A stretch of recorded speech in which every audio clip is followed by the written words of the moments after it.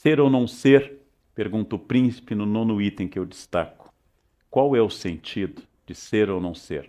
O verbo to be, vocês sabem que em inglês pode ser tudo. Pintar, serzir, remendar, bordar, adicionar. O verbo to be é o primeiro e único verbo que os professores de inglês ensinam a vida inteira na escola. Porque ser ou não ser pode ser traduzido, como fazem alguns tradutores recentes, por existir ou não existir. Cada época diz uma leitura. O próprio Hamlet dá uma pista ao dizer a Horácio que ele entregaria de bom grado seu coração a um homem que fosse senhor das suas emoções. Porque uma pessoa passional é uma pessoa perigosa. Domínio de si.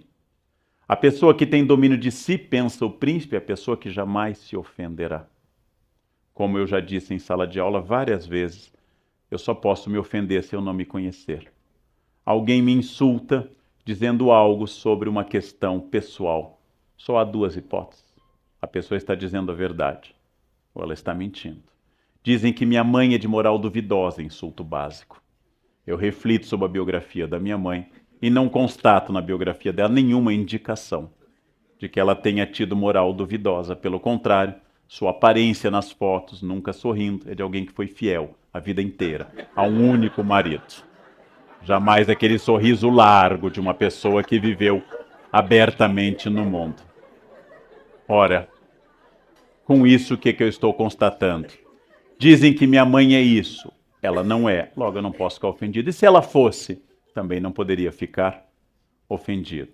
Alguém no trânsito me grita algo sobre uma opção sexual possível que o motorista que eu fechei interpreta que eu tenha.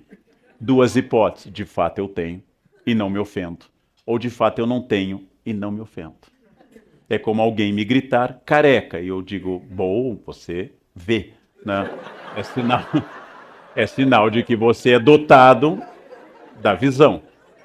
Ou seja, o estoicismo de Hamlet é o estoicismo de quem se conhece. Quem pode ofendê-lo? Quando Polônio lhe pergunta o que o senhor está lendo, ele diz, palavras, palavras, palavras. E o Polônio vai começar a perceber que, debochando dele, Hamlet não perdeu a razão, mas está num outro tipo de sabedoria. Um homem que domina a si é um homem a quem Hamlet entregaria seu coração. A consciência moderna nos leva ao grande mal da modernidade que ninguém resolveu e Hamlet apenas destapou essa pequena caixa de Pandora, a solidão estrutural da consciência moderna. Somos seres solitários.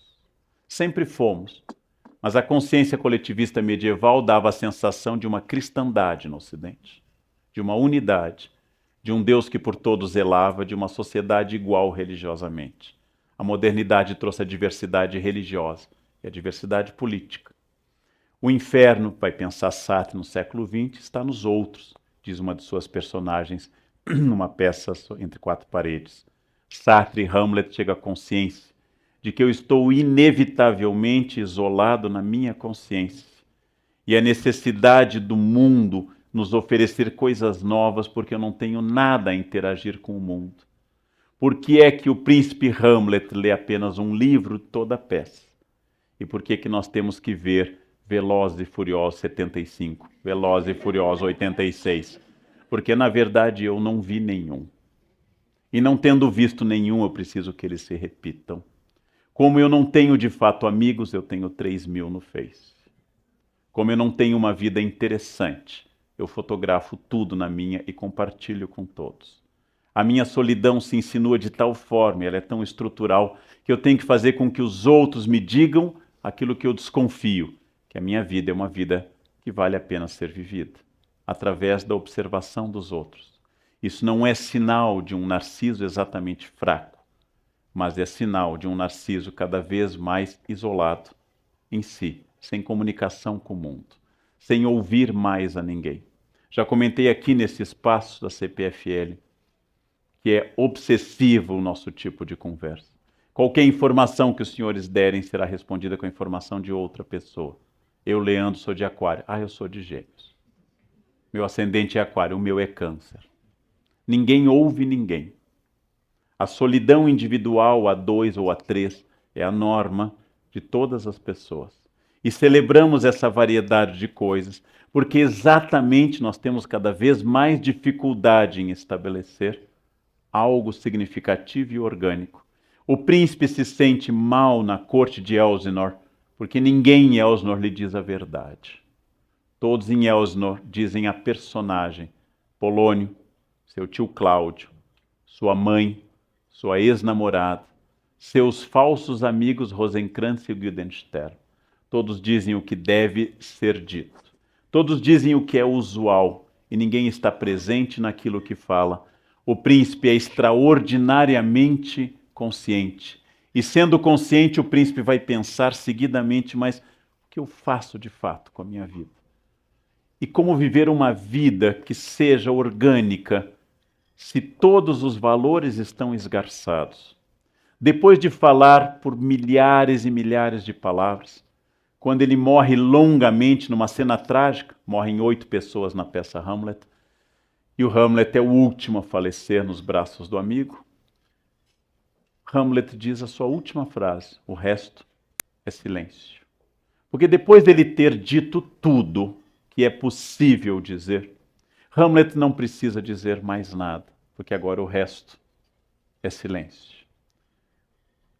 O que Hamlet parece dialogar conosco é que se as dores que nós inventamos, dores financeiras, dores físicas, dores de problemas familiares, fossem o disfarce de uma grande dor maior.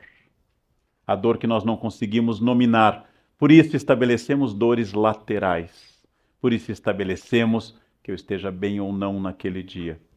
Hamlet diz exatamente que esta dor nasce do fato de que todos naquela peça, em quase 4.500 versos, estão dizendo a ele o que ele deve ou não deve ouvir, e não exatamente o que as coisas são.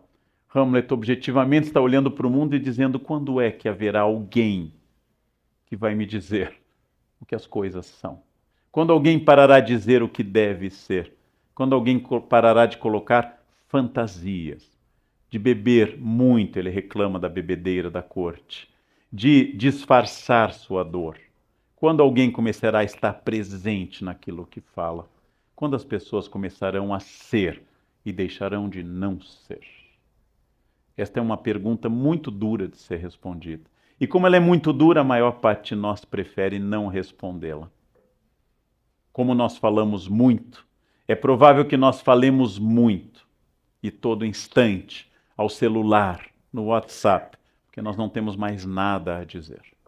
E não tendo nada a dizer, eu preencho esse vazio insuportável com falas constantes. Hamlet nos convida a olhar, essa é uma cena que não está prevista na peça, mas assim foi interpretada desde o século XVII, a olhar para uma caveira. Quando ele faz o seu monólogo olhando para uma caveira. E perguntar decididamente, diante da morte inevitável, quem é que eu sou de verdade, quando os outros que eu acho, que me julgam pelo que eu devo ser, tiverem desaparecido. Por que é que eu não vivo desse jeito? Meu pai e minha mãe, Sartre chamaria má fé, Hamlet chamaria apenas Polônio, ou seja, a encenação, a etiqueta. Não, eu não posso fazer isso, o que minha família diria?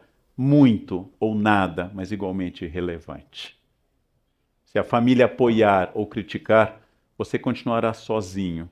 Mas como eu prefiro, ao invés de enfrentar a solidão da minha decisão, eu prefiro dizer que é uma opção por causa da minha família, dos meus filhos, meus vizinhos ou da minha fé, eu prefiro sentir-me vigiado do que me sentir sozinho. Eu prefiro me sentir protegido pela crítica do que largado pela indiferença. Esta é a pergunta central do Hamlet. O que eu responderia se nada fosse relevante a não ser a minha decisão e nada garantisse que essa decisão fosse correta? Quem eu seria se eu estivesse absolutamente só no mundo? Resposta do príncipe: você está só no mundo.